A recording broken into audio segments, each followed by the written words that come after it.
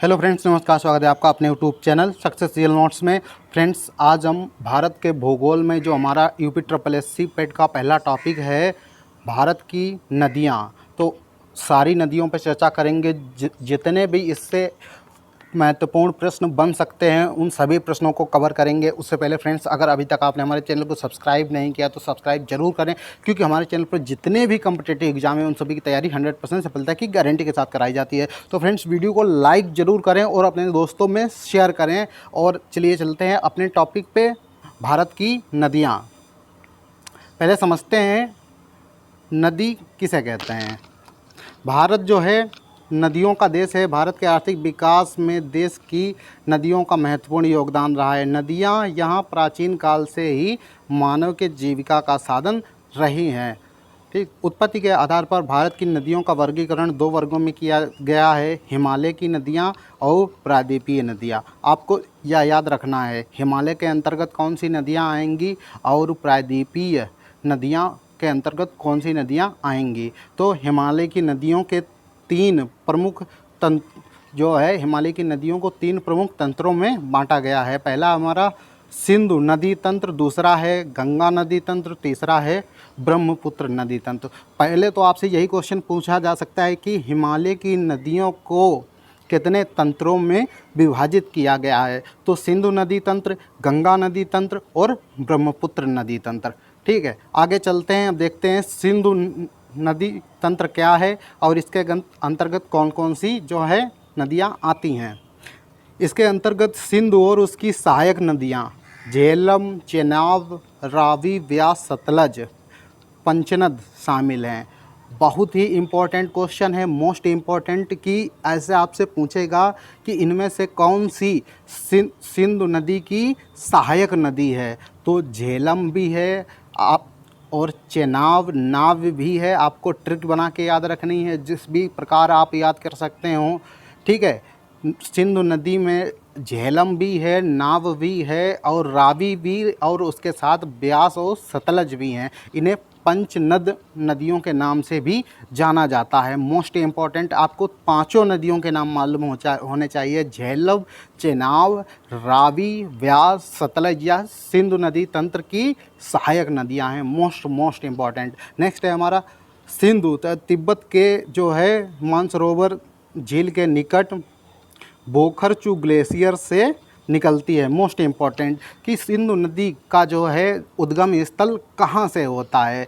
तो हमारा ऑप्शन होगा मानसरोवर झील के निकट बोखरचू ग्लेशियर से निकलती है। कहाँ से? मानसरोवर झील के निकट बोखरचू ग्लेशियर से निकलती है। और इसकी लंबाई 2880 किलोमीटर लंबी है या, और विश्व की बड़ी नदियों में से एक है। भारत में इसकी लंबाई जो है 1114 किलोमीटर है। दक्षिण पश्चिम की ओर बहते हुए कराची के पूर्व में अरब सागर में गिरती है। अब यह भी क्वेश्चन आपसे यहाँ पर पूछा जाएगा कि सिंधु नदी की जो है किस में गिरती है। तो अरब सागर में गिरती है, आपको यह ध्यान रखना। और किसकी ओर बहती है?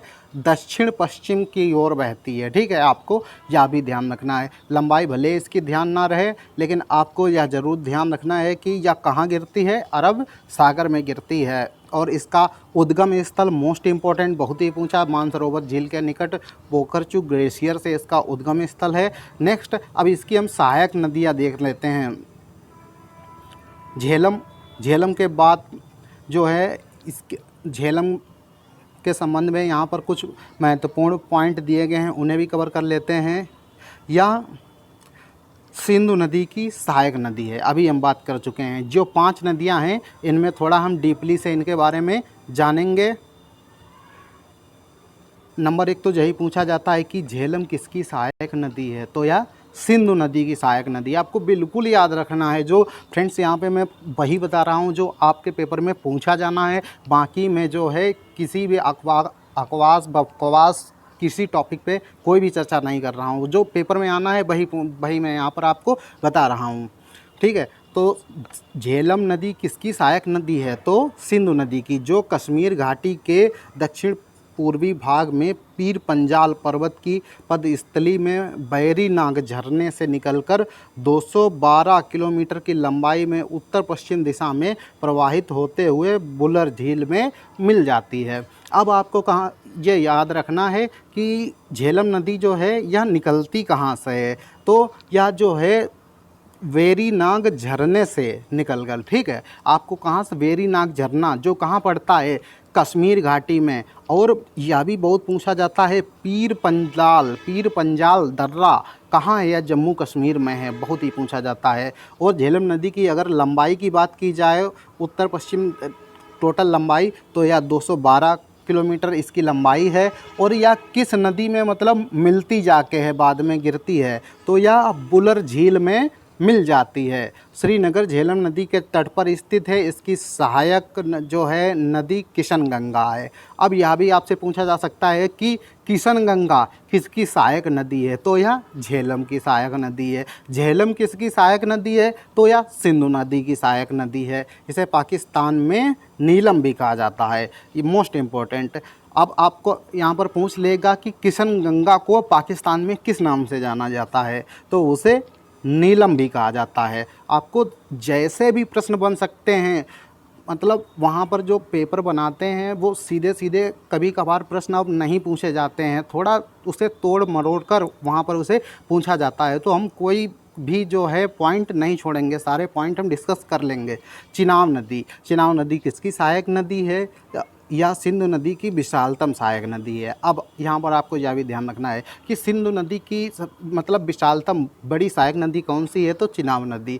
या चंद्र और भागा नामक दो नदियों के रूप में निकलती हैं। ये दोनों नदियाँ चेनाब कहलाती हैं, ठीक है। इसकी लंबाई आपको बहुत ज़्यादा याद रखने की कोई ज़रूरत नहीं, 1180 किलोमीटर है, फिलहाल याद रखने की ज़रूरत नहीं है। नेक्स्ट, रावी नदी, इसका उद्गम स्थल हिमाचल प्रदेश के कांगड़ा ज़िले में स्थित रोहतांग दर्रे के समीप होता है। मोस्ट इम्पोर्टेंट, रावी नदी का उद्गम स्थल क्या है, ठीक है, यह हिमाचल प्रदेश के कांगड़ा ज़िले से निकलती है। और किस दर्रे के समीप, रोहतांग दर्रा। और यह भी पूछा जाता है कि रोहतांग दर्रा किस प्रदेश में स्थित है, तो हिमाचल प्रदेश। रोहित कहाँ रहते हैं, हिमाचल में। आपको ऐसे ध्यान रख लेना है, जैसे भी आपका मन हो वैसे ध्यान रखना है, आप बस ध्यान रखिए, ठीक है। रावी नदी का उद्गम स्थल, पहले तो प्रदेश पूछा जा सकता है कि रावी नदी जो है किस राज्य से निकलती है, तो हिमाचल प्रदेश हमारा आंसर हो जाएगा। अगर उसमें भी थोड़ा डीपली पूछेगा तो वहाँ का स्थान पूछ लेगा, कांगड़ा जिले के रोहतांग दर्रे के समीप से निकलती है। नेक्स्ट है हमारी ब्यास नदी, या सतलज की सहायक नदी है, ठीक है। अब ब्यास नदी जो है सतलज की सहायक नदी है, आपको इसको भी ध्यान रखना है। इसका उद्गम स्थल कुल्लू पहाड़ी में स्थित रोहतांग दर्रे के ब्यास कुंड से होता है, ठीक है। ब्यास नदी कहाँ से निकलती है, कुल्लू पहाड़ी से निकलती है। और यह रोहतांग दर्रा कहाँ हमारा पड़ता है, अभी हमने बात की थी हिमाचल प्रदेश में। और आगे चलते हैं, बाकी कपूरथला के निकट हरि नाम के स्थान पर सिंधु से मिल जाती है। इसकी लंबाई जो है 470 किलोमीटर है। बस आपको एक बार देख लेना है, याद रखने की ज़रूरत नहीं। जो याद रखना है वो मैं आपको जो है बार बार रिपीट करके खुद बता रहा हूँ आपको क्या याद रखना है और क्या केवल पढ़ना है। सतलज नदी, यह मानसरोवर झील के समीप स्थित जो है राकस ताल झील से निकलती है। मोस्ट इम्पोर्टेंट, सतलज नदी का उद्गम स्थल कहाँ से है, बहुत ही पूछा जाता है पेपर में, बहुत ही। तो सतलज नदी कहाँ से निकलती है, मानसरोवर झील से निकलती है। मानसरोवर झील के समीप कौन सी झील है, छोटी सी, राकस ताल झील से निकलती है। मानसरोवर ऑप्शन में बहुत ही दिया जाता है, तो सतलज नदी कहाँ से निकलती है, मानसरोवर झील से, मोस्ट इम्पोर्टेंट।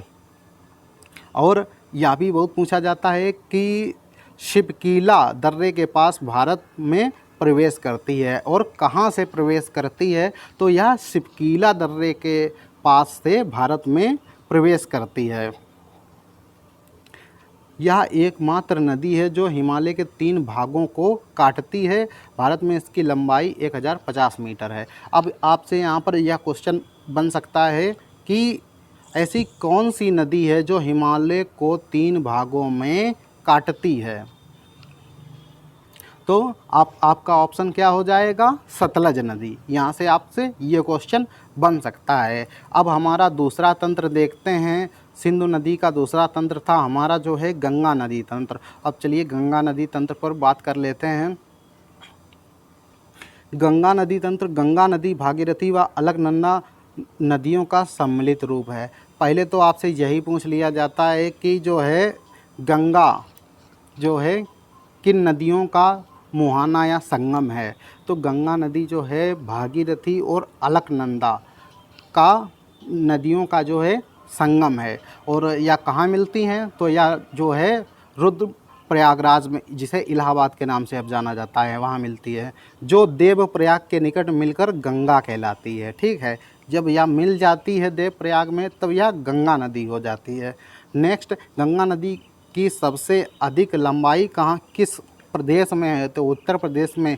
भारत में इसे पद्मा के नाम से जाना जाता है। बहुत ही इम्पोर्टेंट क्वेश्चन, बहुत ही बेशरम क्वेश्चन है, ये बार बार पूछा जाता है। ठीक, बांग्लादेश में गंगा को किस नाम से जाना जाता है, क्वेश्चन आपसे यह पूछा जाएगा तो पद्मा के नाम से, या आपको उल्टा दे देगा कि पद्मा नदी को जो है बांग्लादेश या जो है किस देश में गंगा नदी को पद्मा के नाम से जाना जाता है, तो बांग्लादेश। तो आपसे देश भी पूछ सकता है और नदी का नाम भी पूछ सकता है। और भारत की जो है सबसे लंबी नदी यही है।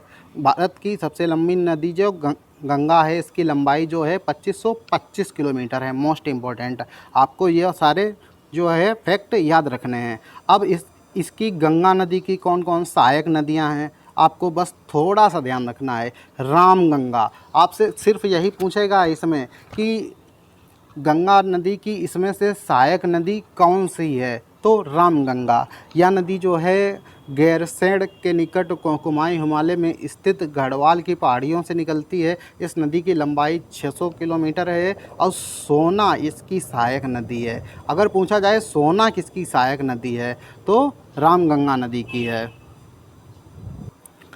नेक्स्ट है हमारा शारदा नदी। शारदा नदी किसकी सहायक नदी, या भी गंगा की सहायक नदी है। गंगा की जितनी भी सहायक नदी हैं सारी आपको ध्यान रखनी है। क्वेश्चन ऐसे हमारा पूछ दिया जाता है कि इनमें से कौन सी नदी गंगा की सहायक नदी है, तब भी आपको सारी नदियां मालूम होने चाहिए। या तो पूछ देगा आपसे इनमें से कौन सी नदी गंगा की सहायक नदी नहीं है, तो आपको सारी नदियाँ सहायक नदियाँ मालूम होनी चाहिए। शारदा नदी, यह नदी जो है नेपाल हिमालय में स्थित जो है मिलाम हिमनद से जो है गौरी गंगा नाम से निकलती है, जो भारत नेपाल सीमा पर काली नदी के नाम से जानी जाती है। ठीक है, अब यह भी क्वेश्चन पूछा जाता है कि काली नदी के नाम से किस नदी को जाना जाता है, तो शारदा नदी हो जाएगी हमारी।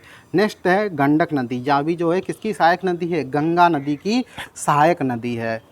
इसमें पढ़ लेते हैं यहाँ पर, यह धौलागिरी व जो है एवरेस्ट पर्वत के बीच नेपाल हिमालय से निकलती है। ठीक, गंडक नदी का उद्गम स्थल क्या है, बहुत ही बार पूछा गया है, तो यह जो है हिमालय से निकलती है। कहाँ से, एवरेस्ट पर्वत के बीच नेपाल हिमालय से निकलती है। यह नदी अपने मार्ग परिवर्तन करने के लिए प्रसिद्ध है। मोस्ट इम्पॉर्टेंट, सबसे महत्वपूर्ण पॉइंट यह पूछा जाता है कि ऐसी कौन सी नदी है जो सबसे ज़्यादा मार्ग बदलती है। बहुत ही मोस्ट इम्पॉर्टेंट क्वेश्चन है। तो गंडक नदी ऐसी नदी है जो सबसे ज़्यादा मार्ग बदलती है। यह पटना के निकट सोनपुर में गंगा से मिलती है। और यह गंडक नदी कहाँ पर गंगा से मिलती है, तो पटना के निकट सोनपुर में गंगा से मिलती है। ठीक है, और इसकी लंबाई वगैरह आप एक बार पढ़ सकते हैं, याद करने को कोई ज़रूरत नहीं है। कोसी नदी बहुत ही इम्पोर्टेंट, यह गंगा की सबसे बड़ी सहायक नदियों में से है। ठीक है, अब इस समय गंगा की सबसे बड़ी सहायक नदी कौन सी है, तो कोसी नदी। यह 7 नदियों से मिलकर बनती है। मोस्ट इम्पॉर्टेंट है, यह नदी 729 किलोमीटर लंबी है। मार्ग बदलने के कारण इसे बिहार का शोक कहा जाता है। मोस्ट इम्पॉर्टेंट, बिहार का शोक किस नदी को कहा जाता है, बार बार पूछा जाता है। तो बिहारियों को, देखिए आपको ध्यान रखना है, ट्रिक है केवल, बिहारियों को क्या किया जाता है, कोसा जाता है। बिहारियों को हमेशा कोसा जाता है। तो जो है बिहार का शोक किसे कहा जाता है, कोसी नदी को, आपको ऐसे ध्यान रखनी है। और नेक्स्ट है महानंदा नदी। यह जो है पश्चिम बंगाल में दार्जिलिंग की पहाड़ियों से निकलती है। अब कई बार पूछा जाता है कि दार्जिलिंग की पहाड़ियाँ कहाँ स्थित हैं, तो यह पश्चिम बंगाल में स्थित है। ठीक है। महानंदा नदी, केन नदी, यह भी जो है जो मध्य प्रदेश के सतना ज़िले में कैमूर की पहाड़ियों से निकलती है। और यह किसकी सहायक नदी है? यह भी गंगा की सहायक नदी है। अब आ जाती है सोन नदी। यह नदी भी मध्य प्रदेश के निकट अमरकंटक के पठार में नर्मदा के उद्गम स्थान के निकट से निकलती है। सोन नदी का उद्गम स्थल बहुत ही पूछा जाता है। अमरकंटक के पठार में कहाँ से निकलती है? यह अमरकंटक के पठार में नर्मदा के उद्गम स्थान के समीप से निकलती है। नेक्स्ट है, इसमें यह क्वेश्चन एक बहुत ही पूछा जाता है, इसके रेत में सोने के कण पाए जाते हैं, इसे स्वर्ण नदी भी कहा जाता है। बहुत ही इम्पोर्टेंट पॉइंट कि स्वर्ण नदी को, किस नदी को स्वर्ण नदी के नाम से जाना जाता है? तो हमारी कौन सी नदी हो जाएगी? सोन नदी। इसीलिए इसका नाम क्या है? सोन नदी है।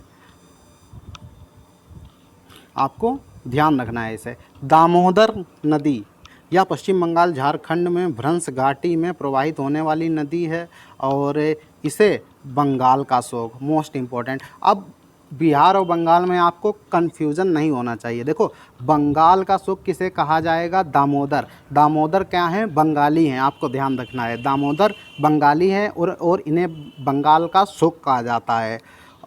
और नेक्स्ट हमारी है कि दामोदर नदी की सहायक नदियाँ जो है बराकर, जमुनिया और बरकी इसकी सहायक नदियाँ हैं। ये आप एक बार याद कर सकते हैं, बाकी इसे रटने की ज़रूरत नहीं है। नेक्स्ट है यमुना नदी। गंगा नदी की जो है सबसे लंबी और सबसे पश्चिमी सहायक नदी कौन सी है? यमुना नदी।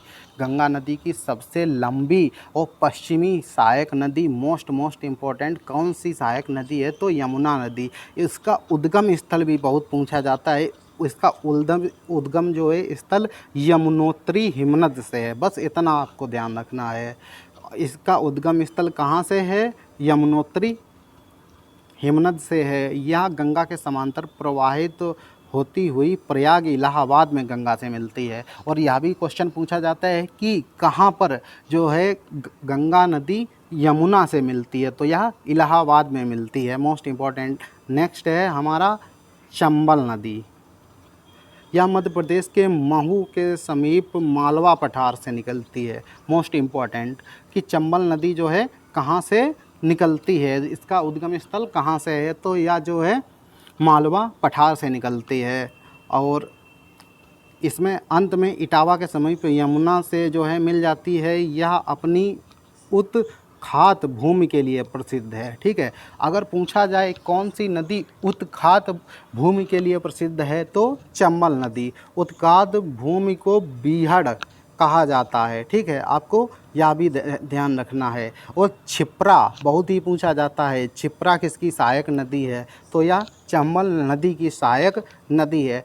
तीसरा हमारा नदी तंत्र था ब्रह्मपुत्र नदी तंत्र। अब ब्रह्मपुत्र नदी तंत्र के बारे में जानते हैं। ब्रह्मपुत्र नदी तंत्र जो है, इसकी जो है लंबाई 2900 किलोमीटर, विश्व की सबसे लंबी नदियों में से एक है। इसका प्रवाह तंत्र 3 देशों किस कहाँ से? तिब्बत, चीन, भारत व बांग्लादेश में विस्तृत है। 3 देशों में बहुत ही ज़्यादा फैली हुई है। और भारत में इसकी लंबाई कितनी है? 1346 किलोमीटर की लंबाई में यह प्रवाहित होती है। यह कैलाश पर्वत श्रेणी में मानसरोवर झील के निकट चेमायुंगडुंग ग्लेशियर से निकलती है।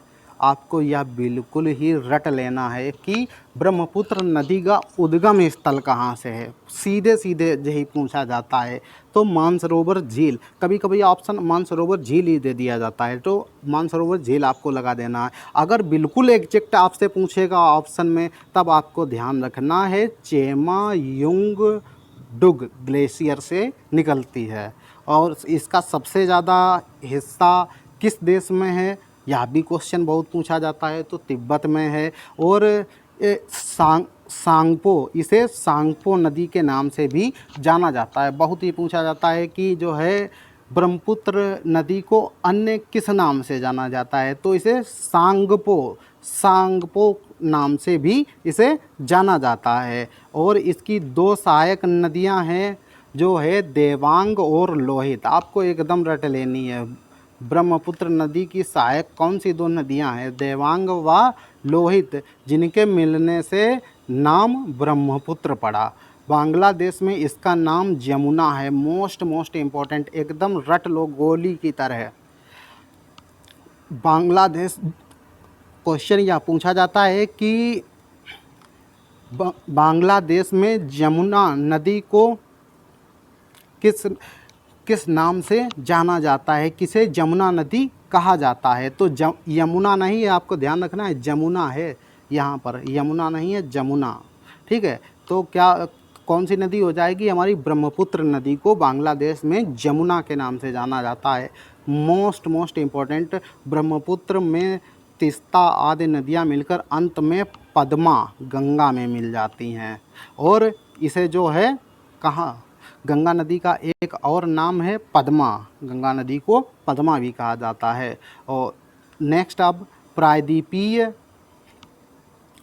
अब हमारा दूसरा पार्ट आता है प्रायद्वीपीय भारत की नदियाँ। तो इसमें हम सिर्फ यही देखेंगे, यहाँ पर हमारे लिए यही इम्पोर्टेंट है कि बंगाल की खाड़ी में कौन सी नदियाँ गिरती हैं और अरब सागर की खाड़ी में कौन सी नदियाँ गिरती हैं। बस आपसे इतना ही पूछा जाएगा, बाकी कुछ नहीं। तो चलिए देखते हैं। स्वर्ण रेखा नदी, यह नदी जो है रांची के दक्षिण पश्चिम पठार से निकलती है या बालासोर के निकट बंगाल की खाड़ी में मिल जाती है। ठीक है, तो इसकी लंबाई जो है 395 किलोमीटर है। और नेक्स्ट है हमारा, यह आपको ध्यान रखना है, क्वेश्चन ये पूछा जाएगा कि स्वर्ण रेखा नदी कहाँ गिरती है, बंगाल की खाड़ी में या जो है अरब सागर में? तो ये कहाँ गिरती है? बंगाल की खाड़ी में। जितनी भी नदियाँ इसके अंतर्गत आएंगी या कहाँ गिरती हैं? बंगाल की खाड़ी में।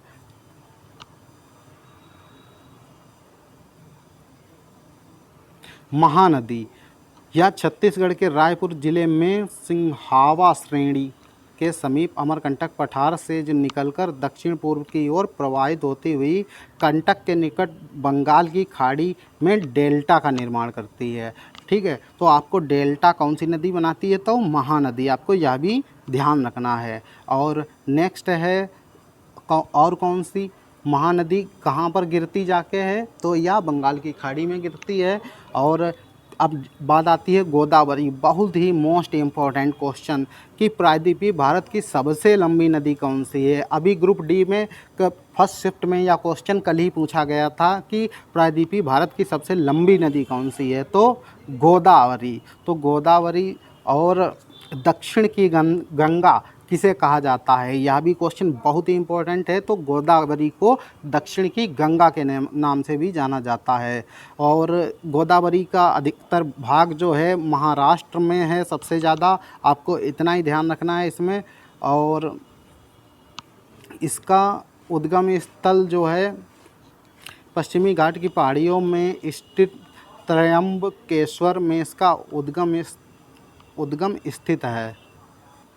नेक्स्ट है हमारी कृष्णा नदी, मोस्ट इम्पॉर्टेंट। यह जो है यह प्रायद्वीपीय भारत की दूसरी सबसे लंबी नदी है। यह भी बहुत पूछा जाता है कि प्रायद्वीपीय भारत की सबसे दूसरी लंबी नदी कौन सी है? तो कृष्णा नदी। और प्रायद्वीपीय भारत की सबसे लंबी नदी कौन सी है? तो गोदावरी नदी। आपको बिल्कुल याद रखना है एकदम। और इसका उद्गम स्थल भी बहुत पूछा जाता है। तो इसका उद्गम स्थल महाबलेश्वर से यह निकलती है। कहाँ से निकलती है? कृष्णा नदी।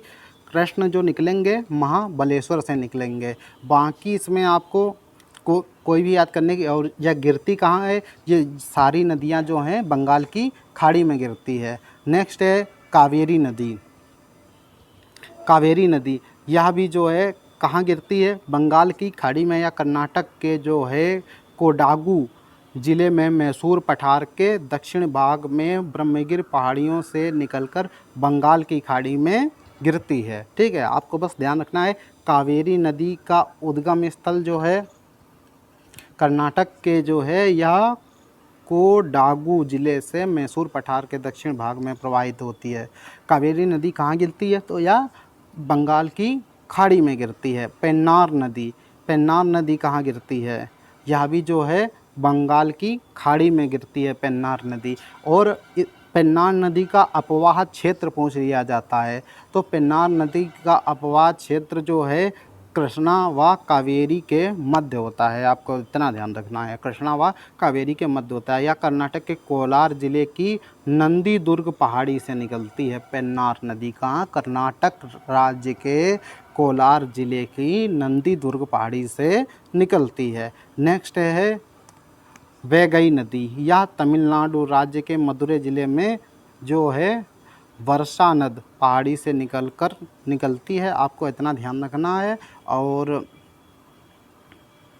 जाए कहाँ गिरती है? यह जो है पाक की खाड़ी में जो है गिरती है। पाक की खाड़ी मतलब वही बंगाल की खाड़ी में गिरती हैं। तो बंगाल की खाड़ी में कौन कौन सी नदियाँ गिरती हैं? स्वर्ण रेखा, महानदी, गोदावरी, कृष्णा नदी, कावेरी, पेन्नार और वैगई नदी। ये सारी नदियाँ जो हैं कहाँ गिरती हैं? या जो है सारी नदियाँ हमारी इसमें जो है बंगाल की खाड़ी में गिरती हैं। अब आपको ध्यान रखना है कि अरब सागर में कौन कौन सी नदियाँ जो हैं गिरती हैं। अब आ जाती है हमारी नर्मदा नदी। नर्मदा नदी कहाँ गिरती है? नंबर 1, अरब सागर की खाड़ी में गिरती है। मोस्ट इम्पॉर्टेंट, सीधे आपसे यही पूछा जाएगा कि नर्मदा नदी कहाँ गिरती है, तो अरब सागर की खाड़ी में। और इसका उद्गम स्थल भी बहुत पूछा जाता है। तो नदी का उद्गम स्थल छत्तीसगढ़ में स्थित मैकाल पर्वत श्रेणी के अमरकंटक पठार से निकलती है। कहाँ से? छत्तीसगढ़ राज्य में स्थित मैकाल पर्वत श्रेणी के अमरकंटक पठार से निकलती है। मोस्ट इम्पॉर्टेंट है। और इसकी लंबाई जो है 1312 किलोमीटर लंबी है।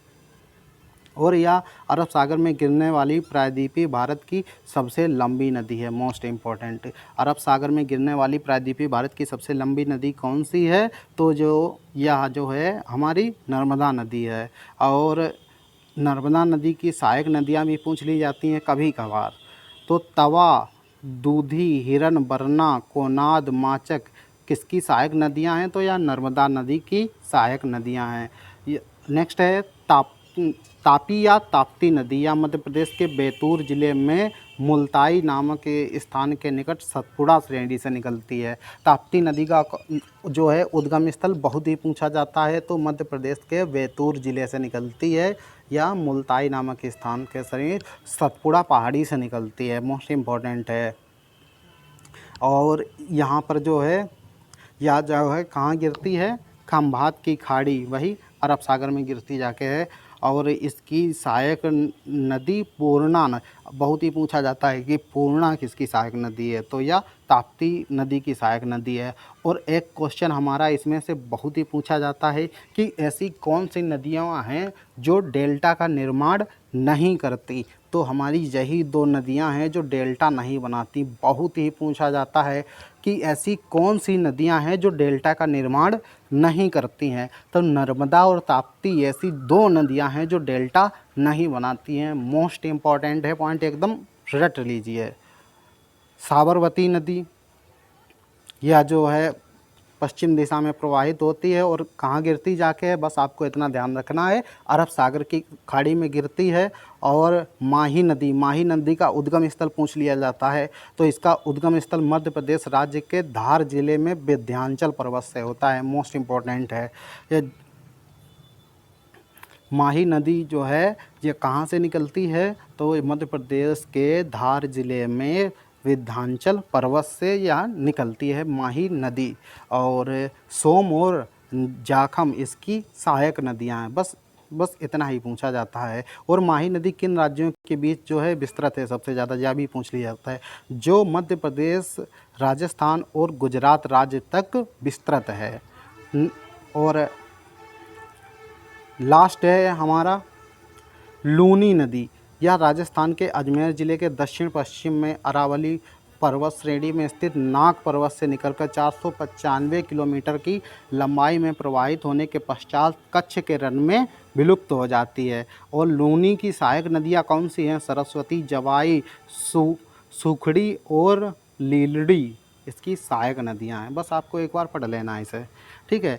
तो बंगाल की खाड़ी में कौन कौन सी नदियाँ गिनती हैं? नर्मदा, ताप्ती, साबरमती नदी, माही नदी, लूनी नदी, आपको ध्यान रखना है। और ये नदियों का उद्गम स्थल हमने बताया है, इम्पोर्टेंट है, आपको उसको भी ध्यान रखना है। ये क्या, ये फ्रेंड्स हमारे भारत की नदियाँ थीं और कुछ इसका भाग रह गया है विश्व की नदियाँ, वो भी आपको नेक्स्ट जो है पार्ट में आपको कंप्लीट करा दिया जाएगा। अब यहाँ पर नदियाँ थोड़ी घाटियाँ पूछ ली जाती हैं कि नदी घाटियाँ, तो कुल्लू घाटी, बस इसी सीधे जो पूछा जाना है वही, कुल्लू घाटी स्थित कहाँ है? तो यह जो है हिमाचल प्रदेश में स्थित है, बस इतना ही पूछा जाता है। और वो मरखा घाटी, यह लद्दाख केंद्र शासित प्रदेश की प्रसिद्ध घाटी है। मरखा घाटी कहाँ स्थित है? तो यह लद्दाख में, सांगला घाटी या हिमाचल प्रदेश में स्थित है। और युथांग घाटी या जो है गंगटोक, सिक्किम की राजधानी में स्थित है। और एक हमारा बहुत ही पूछा जाता है, और या इस नदी को हॉट स्प्रिंग के नाम से भी जाना जाता है। किस नदी को हॉट स्प्रिंग के नाम से जाना जाता है? मोस्ट इम्पॉर्टेंट है। तो युथांग घाटी को जो है हॉट स्प्रिंग के नाम से ये घाटियाँ हैं हमारी। शांत घाटी बहुत ही पूछी जाती है, तो यह केरल में स्थित है। मोस्ट मौन घाटी केरल के जो है पलक्कड़, पालघाट ज़िले में स्थित है। यह पश्चिमी घाट की नीलगिरी पहाड़ियों पर स्थित है। मोस्ट इम्पॉर्टेंट, शांत घाटी कहाँ है? केरल में, बहुत ही पूछा जाता है सीधा सीधा सवाल। तो ये हमारी नदी घाटियाँ, कुल्लू घाटी मध्य प्रदेश, मरखा घाटी लद्दाख केंद्र शासित प्रदेश है, और सांगला घाटी जो है यह भी हमारी हिमाचल प्रदेश से निकलती है। युथांग घाटी सिक्किम जो है गंगटोक में यहाँ स्थित है, और इसे हॉट स्प्रिंग जो है घाटी के नाम से भी जाना जाता है। मोस्ट इम्पोर्टेंट, और शांत घाटी केरल में है। बस आपको इतना ही याद रखना है। तो फ्रेंड्स, यह था जो है आज का हमारा भारत के भूगोल में नदियों का टॉपिक। यहाँ पर फ्रेंड्स कंप्लीट हो गया। आपका जो विश्व का बचा है वह भी अगले भाग में कंप्लीट करा दिया जाएगा।